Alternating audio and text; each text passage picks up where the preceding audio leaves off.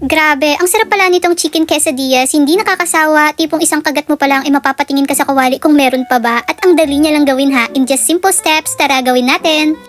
Bago yan, unbox muna natin ang matagal nang nasa cart ko, itong Red Chef C-Series non-stick pan. At finally, dumating na kasi matagal ko nang gustong mag-switch sa maliit na kawali. Kasi madalas, konti lang naman yung niluluto ko at gusto ko yung ganito lang kaliit, 20cm lang siya. Mas praktikal, mas mabilis gamitin at mas madali pang hugasan pagkatapos. Kaya kung naghahanap din kayo ng maliit pero quality na pan, swear panalo talaga tong Red Chef. Ilalagay ko na lang dyan sa baba kung saan ko to nabili. Balik tayo sa chicken quesadillas. Una, nag-prepare lang ako ng chicken breast. Itong part ang gagamitin natin. Pinatuyo ko muna siya without oil, then kapag dry na, nilagyan ko na ng butter. Kapag luto na ang chicken, ilalagay na natin ang bell pepper, then white onion. Maraming onion nga nilagay ko kasi mas maraming onion, mas masarap. So ayan, tinimplahan ko lang ng salt, seasoning, pepper, at paprika. If may taco seasoning kayo, mas better. Then ayan, ready na ang ating instant malasa filling. After nyan, kumuha lang ako ng tortilla. Ang sarap nito at hindi gaanong malaki. Ilalagay ko na lang din to dyan sa baba kung saan ko to nabili. Pinainit ko lang sa kawali, then nilagay ko na ang chicken filling. Nilagyan ko ng cheese, mas maganda if mozzarella cheese dahil regular cheese lang meron ako, pwede na yan. Mahalaga, cheesy pa rin ang lasa. And sa pinaka-sauce niya, itong Thousand Island ang gamit ko. Pero kahit ano namang mayonnaise pwede. Then fold lang natin. Repeat the process hanggang sa makarami tayo. Damihan natin ang gawa kasi hindi tayo papayag na mabitin. Toast natin siya sa pan in low heat lang para hindi masunog. At pag golden brown na and melted na yung cheese, pwede na yan. And there you have it, your homemade quesadillas.